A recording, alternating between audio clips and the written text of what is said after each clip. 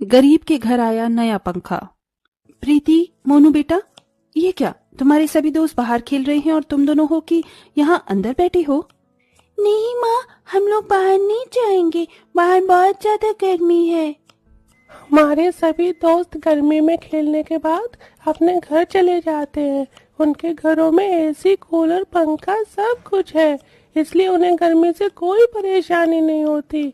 लेकिन अगर हम लोग बाहर जाएंगे तो हमें परेशानी होगी।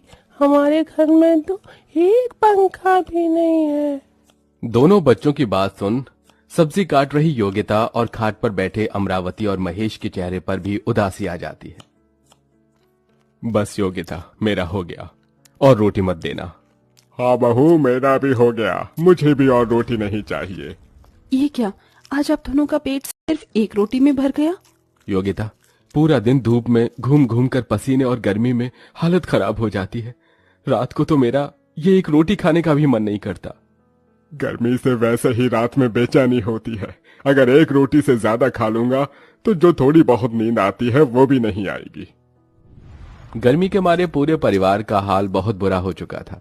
जैसे तैसे करके वो सभी गर्मी में खाना खाते हैं और रात में खिड़की के पास बिस्तर लगाकर सो जाते हैं। बाप रे बाप, दिन में क्या कम गर्मी होती है जो ये रात में भी गर्मी रुकने का नाम ही नहीं ले रही है। क्या हुआ माँ जी? इतनी देर से सोने की कोशिश कर रही हूँ, लेकिन मजाल है कि नींद आ जाए।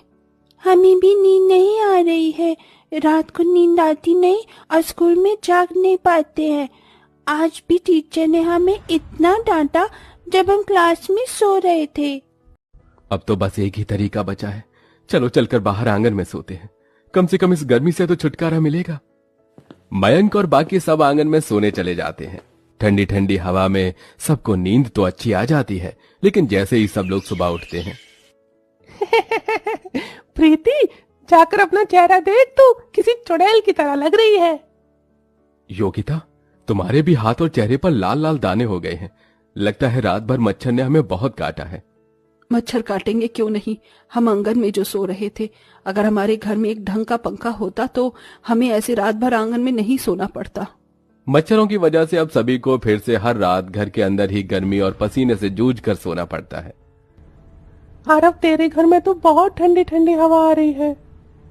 वो तो आएगी ही ना, मेरे घर में दो दो एसी जो हैं, और पता है ये वाला पंखा पापा परसों ही लेकर आए हैं, इसके अंदर तो लाइट भी जलती है।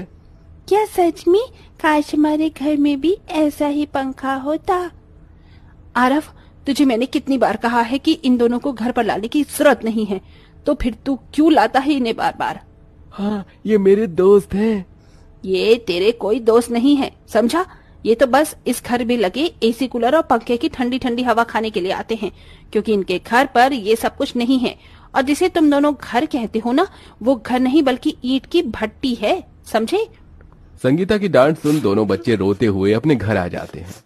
क्या हुआ प्रीति, मोनू, तुम दोनों रो क्यों रहे हो? किसी ने कुछ कहा क्या? पिछले साल की गर्मी में आपने हमसे वादा किया था कि आप हमारे लिए एक नया पंखा लेकर आएंगे, लेकिन आप नहीं लेकर आए। पिछले साल तो हमने जैसे तैसे करके गर्मी में गुजारा कर लिया, लेकिन इस साल क्या करेंगे?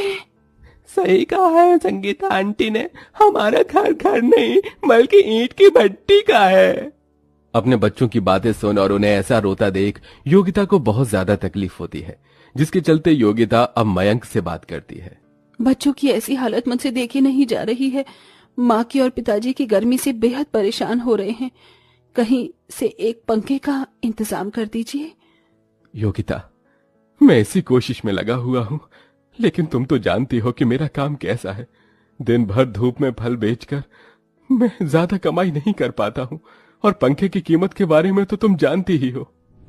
मयंक की बात सुन योगिता काफी उदास हो जाती है और ऐसे ही कुछ दिन गुजर जाते हैं। अरे मीनाक्षी, तुम कैसी हो?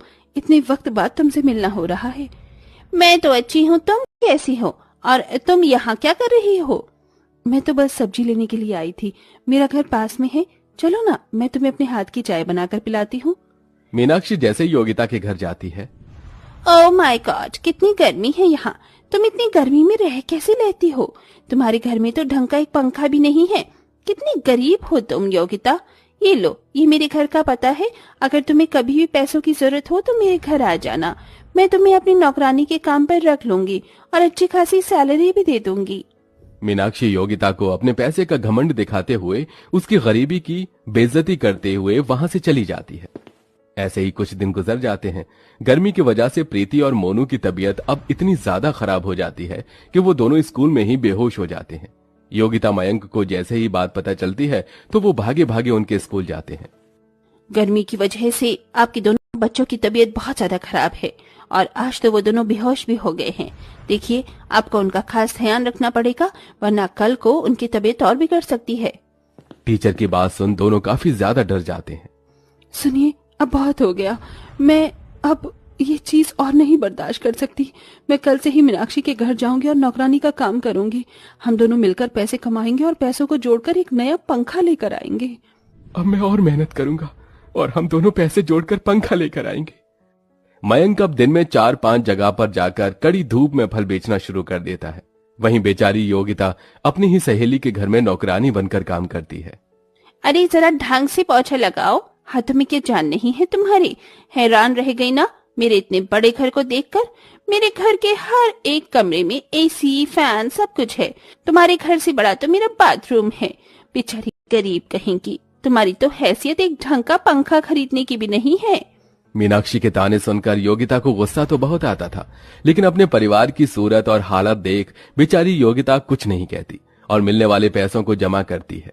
वहीं मयंक भी अब पैसों को जमा करने लग गया था और आखिरकार इतनी कड़ी मेहनत के बाद दोनों पति पत्नी एक नए पंखे के लिए पैसे जमा कर ही लेते हैं। मयंक उन पैसों को लेकर पंखा खरीदने के लिए शॉप पर जा रहा होता है कि तभी वो रास्ते में देखता है कि एक बाइक वाला छोटे से बच्चे को मारकर चला गया है और वो बच्चा खून में लथपथ होकर सड़क पर बैठा है। हे भगवान, इस बच्चे की हालत तो बहुत खराब है, इसे जल्दी से अस्पताल लेकर जाना होगा। मयंक उस बच्चे को नजदीकी अस्पताल में लेकर जाता है जहां वो उसका ट्रीटमेंट करवाता है और कड़ी मेहनत से पंखे के लिए जोड़े गए पैसों को बच्चे के ट्रीटमेंट में लगा देता है और खाली हाथ वापस घर आ जाता है। पापा, आप पंखा ले आए? कहाँ है हमारा पंखा? मुझे माफ कर देना, मैं पंखा नहीं ला पाया। मयंक रोते हुए अपने पूरे परिवार को सब कुछ बताता है, जिसे सुन। इसमें रोने वाली कौन सी बात है? हमारी गर्मी उस बच्चे की जान से बढ़कर थोड़ी ना थी। पंखा तो हम बाद में भी ला सकते हैं। उस बच्चे की जान बच गई, यही हमारे लिए काफी है। पूरा परिवार फिर से गर्मी में जीना शुरू कर देता है। वहीं दूसरी तरफ, अरे जिसने मेरे बेटे की जान बचाई, क्या आप जानते हैं वो कहाँ रहता है? उसे बच्चों के पिता राजीव हॉस्पिटल के लोगों से मयंक का पता निकलवाते हैं और मयंक को धन्यवाद करने के लिए उसके घर पहुंचते हैं। राजीव जैसे ही मयंक के घर के बाहर पहुंचता है तो देखता है कि उसका पूरा परिवार गर्मी में किस तरह से जूझ रहा है। हे भगवान, मेरा परिवार तो बिना एसी के 1 मिनट नहीं रह सकता और ये गर्मी में कितनी परेशानी से रह रहे हैं। मैं तो इन्हें धन्यवाद बोलने और ये पैसे देने के लिए आया था, लेकिन अब नहीं। राजीव जल्दी से इलेक्ट्रॉनिक शॉप पर जाता है और एक नया और महंगा पंखा खरीदकर सीधा मयंक के घर पहुंचता है। अरे जी, आप कौन? मेरा नाम राजीव है। आपने जिस बच्चे की जान बचाई, मैं उसका पिता हूं। मैं नहीं जानता था कि आप और आपका परिवार इतनी गर्मी में ऐसी हालत में रह रहे हैं, इसलिए मैं आपके लिए ये पंखा लेकर आया हूं। राजीव अपने हाथों से मयंक के घर में वो पंखा लगाता है और जैसे ही पंखा चालू होता है तो उसकी ठंडी ठंडी हवा से सब लोग बहुत खुश हो जाते हैं। ऐसा लग रहा है जैसे पंखा नहीं एसी चल रहा हो। अब तो हम सब लोग रात में आराम से सोएंगे ना माँ। अब तो हमें बिल्कुल भी गर्मी नहीं लगेगी।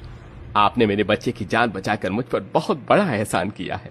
इसका एहसान तो मैं जिंदगी भर नहीं उतार सकता, लेकिन मैं आपकी मदद करना चाहता हूँ। क्या आप मेरी फैक्ट्री में मैनेजर के तौर पर काम करेंगे?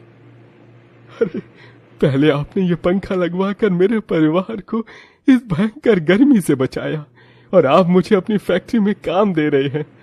न जाने भगवान किस किस रूप में आकर हमारी मदद करते हैं। भगवान तो आप हैं मेरे लिए, जो आपने मेरे इकलौते बेटे की जान बचाई। आप बस कल से मेरी फैक्ट्री में आ जाइएगा। मयंक अगले दिन से ही राजीव की फैक्ट्री में मैनेजर के तौर पर काम करने लगता है। वहीं दूसरी तरफ उसका परिवार पंखे की ठंडी ठंडी हवा, गर्मी से दूर हंसी खुशी रहता है। समय बीतने के साथ साथ अब धीरे धीरे मयंक और उसके परिवार की फाइनेंशियल कंडीशन भी ठीक होने लगती है।